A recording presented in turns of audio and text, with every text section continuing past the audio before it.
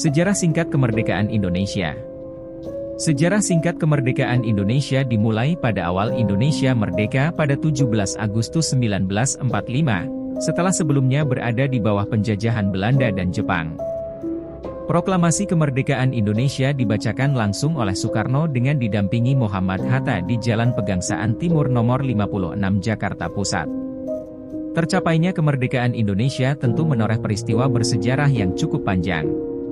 Saat ini, setiap tanggal 17 Agustus, masyarakat tanah air selalu memperingati Hari Proklamasi. Tanggal tersebut merupakan titik balik dari sejarah kemerdekaan Indonesia yang cukup panjang, di mana sebelumnya penduduk tanah air sempat dijajah selama bertahun-tahun. Sebelum proklamasi terjadi, terdapat banyak peristiwa penting yang melatar belakanginya. Pada bulan Agustus ini, Indonesia merayakan hari jadinya yang ke-78. Artinya, sudah 78 tahun Indonesia merdeka. Kemerdekaan Indonesia sendiri tak datang tiba-tiba. Kemerdekaan didapat dari perjuangan dan pengorbanan para pahlawan melawan penjajah. Makna dan arti kemerdekaan tentu sangat besar bagi masyarakat Indonesia. Berbagai peristiwa penting melatar belakangi kemerdekaan Indonesia. Dimulai dari peristiwa Rengas Dengklok hingga pembacaan teks proklamasi. 1. Jepang kalah dari sekutu. Sebelum Indonesia berhasil meraih kemerdekaan, ada peristiwa penting terlebih dulu, yaitu kalahnya Jepang dari sekutu.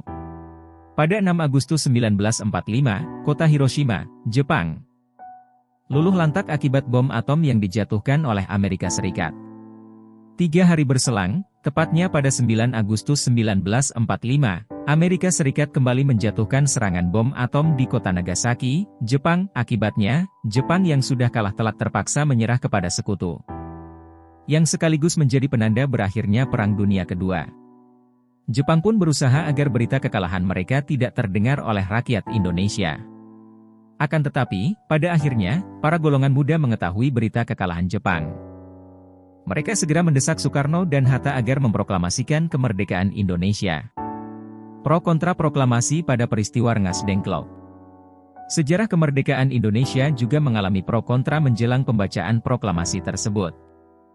Pro kontra ini terjadi antara golongan muda dan golongan tua, di mana golongan tua merupakan para anggota PPKI seperti Soekarno dan Hatta. Sementara golongan muda diwakili para anggota PETA dan para mahasiswa.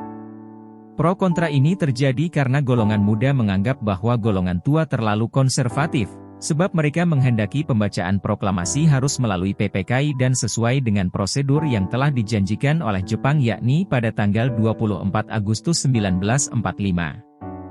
Di sisi lain golongan muda menolak jika proklamasi harus dilaksanakan melalui PPKI. Pasalnya golongan muda menganggap bahwa PPKI merupakan bentukan Jepang, dan mereka menginginkan kemerdekaan dengan kekuatan sendiri. Sultan Syahrir yang termasuk dalam golongan muda merupakan tokoh pertama yang mendesak Soekarno-Hatta untuk segera melakukan proklamasi. Selanjutnya rapat resmi dilangsungkan di Pegangsaan Timur Jakarta pada 15 Agustus 1945. Yang dihadiri oleh Johar Nur, Subianto, Armansyah, Hairul Saleh, Kusnandar, Wikana, Margono, dan Subadio. Hasil rapat yang dipimpin oleh Hairul Saleh tersebut memutuskan bahwa kemerdekaan Indonesia tidak harus menggantungkan pada pihak lain, dan merupakan hak rakyat. Meski keputusan rapat yang menjadi bagian sejarah kemerdekaan Indonesia itu telah disampaikan kepada Soekarno-Hatta, mereka tetap bersikeras dengan pendiriannya yaitu proklamasi harus dilangsungkan melalui PPKI. Sehingga pada akhirnya golongan muda membawa Soekarno-Hatta ke Rengas Dengklok, salah satu daerah di Kabupaten Karawang. Pilihan membawa Soekarno-Hatta keluar Jakarta adalah untuk menjauhkan mereka dari pengaruh Jepang. Pengamanan Soekarno-Hatta ke Rengas Dengklok dibantu dengan perlengkapan tentara PETA. Rengas Dengklok sendiri dipilih karena letaknya strategis dan terpencil, sehingga tentara PETA bisa mengawasi setiap langkah tentara Jepang. Perumusan teks proklamasi kemerdekaan.